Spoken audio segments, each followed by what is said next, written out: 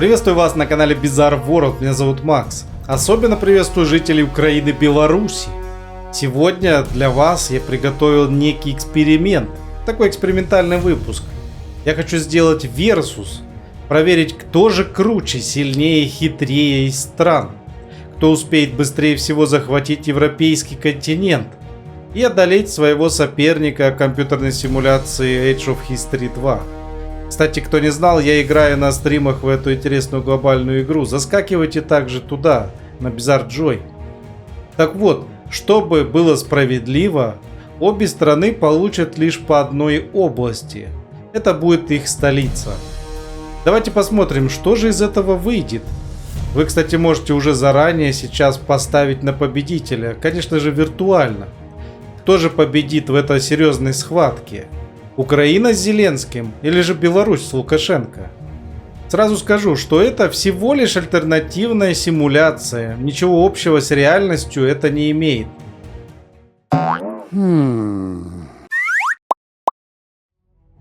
Итак, мы видим карту, европейскую карту, соответственно, на которой у нас расположились, так сказать, Беларусь, Александром Лукашенко. Не Лукашенко, а Лукашенко. С населением 145 тысяч жителей и 32 тысячи экономика. Это некие показатели, кто не в курсе, так сказать, для стран. И Украина с Зеленским Владимиром. 143 тысячи жителей и 32 тысячи экономика. Как вы видите, показатели, идентичные, да? У обоих стран демократия. Любопытно, что Беларусь демократия. Угу. Ну что, давайте посмотрим. Как вы думаете, кто же из них завладеет Европой и сможет одолеть своего соперника и, так сказать, доминировать на европейском континенте? Любопытно.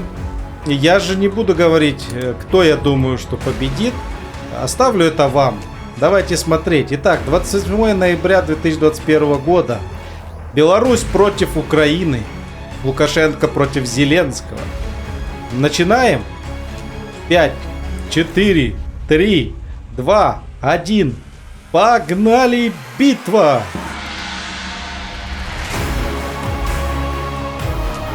Итак, как мы видим, Беларусь. Беларусь начинает активно. Украина, кстати, не отстает. Вполне себе Украина продолжает захватывать территории.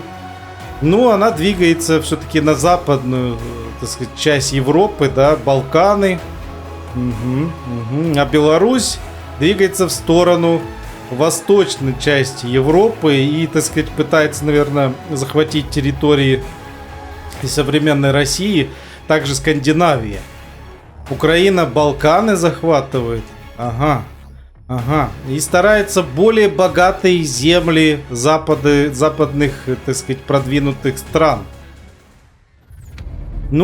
Скажу вам честно, украинские завоевания, мне кажутся более перспективными и потенциально сильными.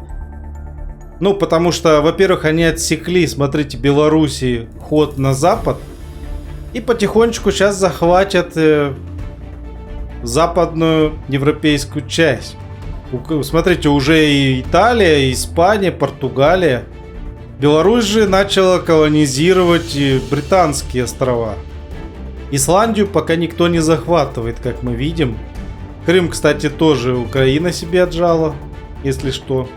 Так, Ирландия. Ирландия у нас. И вот, друзья, у нас уже моментально, не дожидаясь полной колонизации Европы, началась война. Кто же агрессор? Агрессор Лукашенко, посмотрите-ка. Лукашенко агрессор. Начал войну. Она уже, кстати, уже месяц идет. Беларусь против Украины. Давайте посмотрим, чем это все закончится. Чем закончится. На данный момент что мы имеем? Украина 377 областей захватить успела. 8 миллионов 800 жителей и 1 800 000 экономика. А Беларусь же 6 миллионов 800 жителей и 1,5 миллиона экономика. Как мы видим, на данный момент впереди Украина. Более развитая, так сказать, экономически, да, и по населению. Но зато по провинциям Беларусь впереди. Давайте посмотрим, чем это все дело кончится. Погнали. Прошло 1 год 11 месяцев с начала этого версуса. Итак, Беларусь наступает на западные земли. Смотрите-ка, Лукашенко потихоньку лезет упорно северную часть Европы. Попытался Балканы взять, не получилось. Ага. Дальше двигается Беларусь. Ну, такая идет, я бы вам сказал, греко-римская борьба между Украиной и Беларусью. Периодически вспыхивают какие-то восстания. Ну, понятно, да, людям не нравятся вот эти войны, сражения. Кстати, Исландия и Ирландию никто не хочет захватывать, не знаю почему. Смотрите-ка, Украина перекинулась на скандинавские страны, но продолжает потихоньку, продолжает давить, выдавливает белорусов. Смотрите, Украина выдавливает Беларусь туда, на восток. Давит на восток. И Украина перехватывает, смотрите, Украина перехватывает, так сказать, инициативу. Ой-ой-ой, уже 62%, 60% Украина. Да, 60% уже захватила, 58%. 60% территории Украины захватила белорусских. Побеждает Украина, скорее всего, в этой войне, но она не закончится. Потому что тут еще и повстанцы бушуют в центральной части, мешают. Но Беларусь однозначно в этой первой войне проиграла. Да, но она пытается, смотрите, перемещается. Туда бегает. Беларусь побежала куда-то в Скандинавию прятаться. Кстати, в Великобритании высадки нету украинских войск. Беларусь уползла, убежала в Скандинавию, смотрите, северную. Видимо, там будет базироваться, пытается. Все, у нас перемирие. Итак, Беларусь заключила с Украиной перемирие. Давайте посмотрим, как обстоят дела после первой украино-белорусской войны. У нас прошло почти что 4,5 года.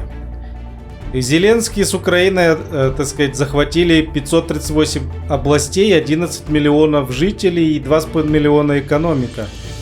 Что же касаемо Беларуси, здесь, так сказать, все печально, как мы видим, 3,7 миллионов жителей и 700 тысяч экономика. Больше, чем 3,5 раза экономика Беларуси.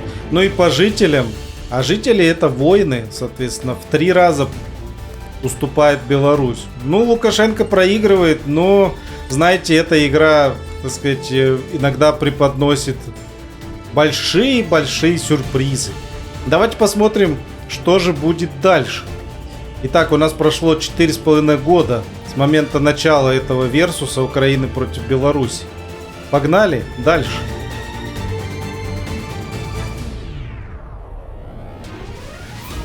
Итак, у нас новая война, буквально уже в августе 26 года. И кто у нас агрессор? Давайте посмотрим. В данный момент агрессор Украина. В общем, Украина напала на Беларусь. Ну, как вы понимаете, Украина более сильной позиции занимает, мы уже посмотрели. Неудивительно, что она решила напасть и все-таки победить Лукашенко. Зеленский, да, решил. Давайте смотреть, что будет дальше происходить. Интересно, правда? Интересно. Итак, Украина поползла на восточные территории. Ой-ой-ой, Украина лезет. Ну там повстанцы. Белорусские партизаны, так сказать. Это да, это не забыто. Скандинавию держит Беларусь, Лукашенко. И делает высадки. Смотрите-ка, Лукашенко высадился через Балтику. Высадились в центральную часть Европы. Также потихоньку Беларусь захватила Ирландию и Исландию. В общем, держит север. Так сказать, жители севера, да? Итак, Беларусь, запад-восточную часть. Смотрите, пробирается какая-то диверсионный отряд, но его побеждает Зеленский. Так, с восточной части происходят какие-то битвы, сражения. Также повстанческие какие-то бунты происходят. Не знаю, тут просто какое-то месиво. Также из-за засухи или из-за чего опустошились некоторые земли. Их нужно снова колонизировать. Там произошли какие-то потери. И давайте-ка посмотрим, что у нас здесь образовалось в центральной части. Что это? Что это за образование? Это Полоцкое княжество образовалось. Ничего себе. Вот это поворот. У нас образовалось какое-то государство из повстанцев. Монархическое небольшое государство. Но они вряд ли долго продержатся. Война продолжается, между прочим. Но мне кажется, этих малышей задавит Украина. Смотрим, что же происходит дальше. Так, Украина с датских земель делает высадку. Высадку на Скандинавию и в атаку идет. Нет. Беларусь защищается. Лукашенко нет. Он проигрывает Лукашенко. Вытесняет его из скандинавских земель. Войско Украины с Зеленским во главе. И также колонизирует земли, которые были потеряны в ходе войны. В общем-то, отстраивают их заново, да? Посмотрим, когда будет высадка в Великобританию. Так, что у нас? Война у нас продолжается или нет? Давайте посмотрим. Да, у нас состояние войны идет. Половецкое княжество пока держит нейтралитет, пытается примириться с Украиной. Украина также хорошо относится к Половецкому княжеству. Интересно, интересно. Да, Беларусь, конечно же, столицу в Избе перенесла. Да. Ну, тяжело, у Лукашенко тяжело. Посмотрим, чем это все закончится. Итак. Высадку делает Украина в Британские острова. И что у нас происходит? У нас Беларусь заключает, похоже, перемирие снова. Да, с Украиной у них снова перемирие. Угу. И Беларусь хочет, так сказать, Половецкое княжество отжать себе. Любопытно. Вторая война в пользу Украины. В общем-то, Украина территории себе прилично расширила. Ну, не прям уж много, но вторая война оказалась тоже на стороне Украины. Итак, смотрим, чем закончится. Ну, Половецкое княжество, мне кажется, сейчас Беларусь объявит войну, наверное, и захватит. Да, она объявляет войну Украине. Внезапно. И Украина начинает вытеснять Беларусь. Третья война белорусско-украинская. Смотрите. Снова Украина Скандинавию выдавливает белорусов в сторону Скандинавии. Угу. Британские острова, Исландия и Ирландия у нас пока непоколебимы. Все, вытеснила Украина белорусов, так сказать, с европейских земель. Наверное, сейчас будет организовывать высадки. Смотрите, есть земли в Балтийском море белорусские, ну и также Британия. Вот, высадка Британии, как мы видим, уже произошла. Нет. Война продолжается. Беларусь, смотрите, контратака белорусская. Эх, нет. Видимо, высадка это произошла. Нет, побили. Украина побила. И делает высадку в центральной части Британии. Ничего себе, смотрите, британцев вытесняет Украина. В Ирландии делает высадку. Ирландию сейчас. Нет, Лукашенко отбил Ирландию. Посмотрим, что же будет. Снова высадка. И снова отбил Лукашенко. Смотрите, за ирландцев. Ирландские белорусы-то сильны. 87% контроля Украины в этой третьей европейской войне, так сказать, битва версус. У нас вспыхивают повстанцы какие-то. Половецкое княжество продолжает существовать пока. Так, прошло у нас 9 лет, друзья, практически 10. Ноябрь 31 года. Грубо считая, 10 лет прошло. Итак. Половцы дружат с Украиной, поэтому война здесь маловероятна. Смотрим, чем же это дело кончится. В общем, так сказать, началась у нас 4-я война Беларусь-Украины. Ну, Украина здесь сильнее, но белорусы Ирландию крепко держат. Они ее не сдают. Довольно-таки крепко все держат. Как мы видим, Исландия, какие-то острова британские, да, и Ирландия. Белорусы также не высаживаются в этом половецком княжестве. Не хотят его захватывать. Хотя вроде как война.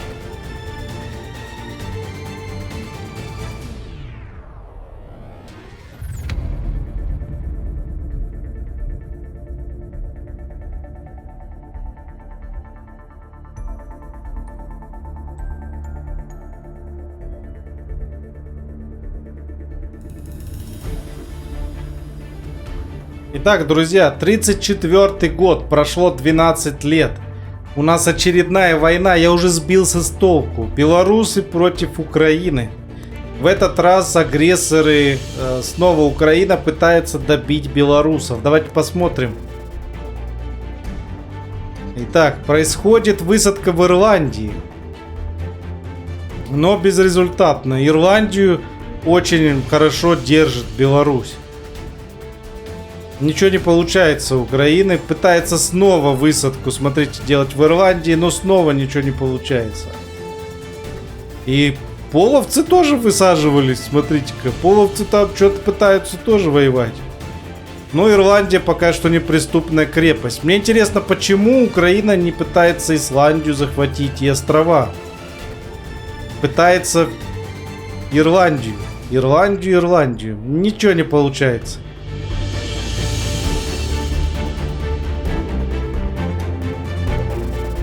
У нас перемирие, но Украина закрепилась на территориях, как мы видим, Ирландии, да? То есть ирландские территории. Давайте приблизим, нам теперь интересна именно вот эта область. Соответственно, на территориях Ирландии Украина закрепилась. Но давайте посмотрим, наконец, через сколько лет у нас закончится эта битва. Продолжается уже 14 лет сражения за Европу. Напомню, это битва за Европу versus европейский. Итак, у нас новая война, как мы видим, да? Да, у нас война 23 мая 1936 года началась, снова атакует Украина. И, наконец, Ирландию захватывает, еще и делает высадку в Исландии. Ну что, у нас падет? Получается, что у нас падет... 76% Украина захватила белорусских земель. Давайте за белорусов переключимся. Да, 78% потери. Ну что, белорусы держатся. Последние силы, последние. Уже видите, в минусе они. Белорусы берут кредиты, пытаются как-то выкрутиться. У них остались только лишь территории, острова. Британские какие-то острова и маленький островок в Балтийском море. Интересно. Что у нас, перемирие или нет? Да, у нас перемирие, но Лукашенко практически не остается уже земель. Смотрите, 6 провинций всего лишь. Да. В европейской части. То есть это вот эти северные острова и вот здесь вот островочек. 8 тысяч экономика, 35 тысяч. Смотрите, против Зеленского. 16 почти миллионов жителей и почти 6 миллионов экономика. В общем, следим за Украиной. Напомню, прошло уже 15 лет. Итак, новая война белорусско-украинская. Уже не знаю, какая по счету.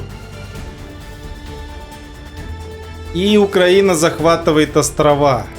Итак, ответственный момент. Финиш этой эпичной битвы, которая продолжается уже больше 15 лет. Белорусов уже вообще просто экономика разбита в тартарары. Просто в щепки. Все, последние минуты жизни белорусов. Белорусы, держитесь, белорусы. Остановитесь. Белорусы, у них уже все, у них ни денег нет, ничего нету, белорусы. Итак, что у нас осталось от Беларуси? Все, Все, друзья, походу. Нет. Одна провинция, вот она, белорусская земля. Вот белорусские земли остались. Одна, всего лишь 1000 жителей, 99 экономика, вот она. Давайте вот так сделаем тогда. Белорусов острова какие-то на дальнем севере, там где-то, чуть ли не в Антарктиде. Давайте смотреть, что будет дальше. Продолжаем. Белорусы держатся до последнего, то есть стоят крепко, как кремень. Уже уехали, свалили куда-то на север, чуть ли не в Антарктиду, пытаются выжить. Да, любопытно. Все, перемирие стекло, соответственно, может война начаться в любую секунду. Ну, как она начнется, скорее всего, так она и закончится.